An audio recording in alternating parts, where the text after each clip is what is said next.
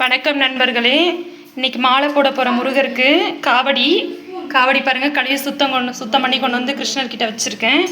அடுத்து உங்களுக்கு ஒன்று கட்ட போகிறேங்க. இங்கே பாருங்கள், இதுதான் வந்து பாத கொரடுன்னு சொல்லுவாங்க. இதில் நடக்கிறது 3 வருஷம் நடந்திருக்கேன். இப்போ இதுக்கெல்லாம் சந்தனம் குங்குமம் எல்லாம் வச்சிடலாங்க. மாலை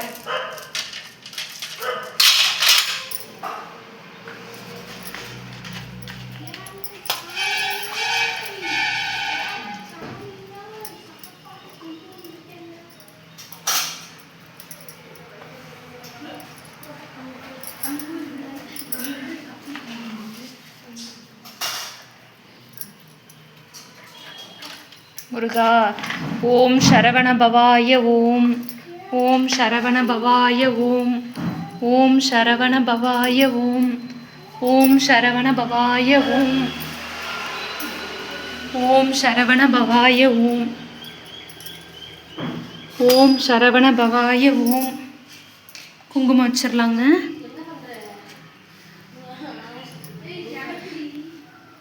முருகா முருகா. ஓம் சரவண பவாய ஓம். ஓம் சரவண பவாய ஓம். ஓம் சரவண பவாய ஓம். ஓம் சரவண பவாய ஓம்.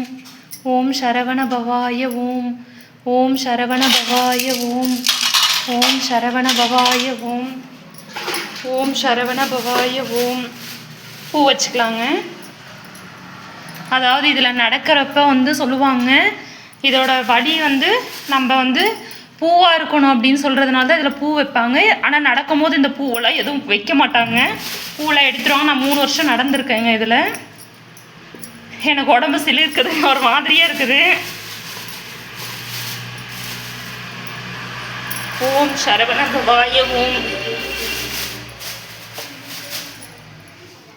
ஓம் சரவண பவாய ஓம். காவடிக்கு ஒரு பூ வச்சிடலாங்க.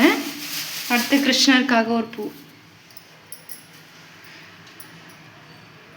வீட்டுக்குள்ளே வந்து வீடு இன்னும் சுத்தம் பண்ணணுங்க. வீடெல்லாம் சுத்தம் பண்ணிவிட்டு அப்புறம் வீட்டுக்குள்ளே கொண்டு போய் இங்கே சாமிக்கிட்ட வச்சு பூஜை பண்ணிடலாம். ஃபஸ்ட்டு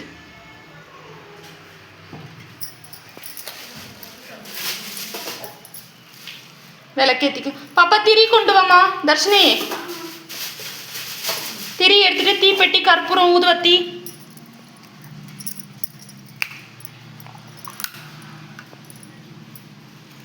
வெளியே பெருக்கலையா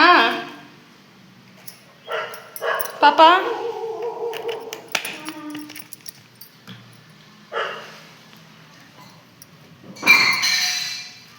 தீப்பெட்டி, கற்பூரம், ஊதுவத்திலாம் கொண்டு வாங்க.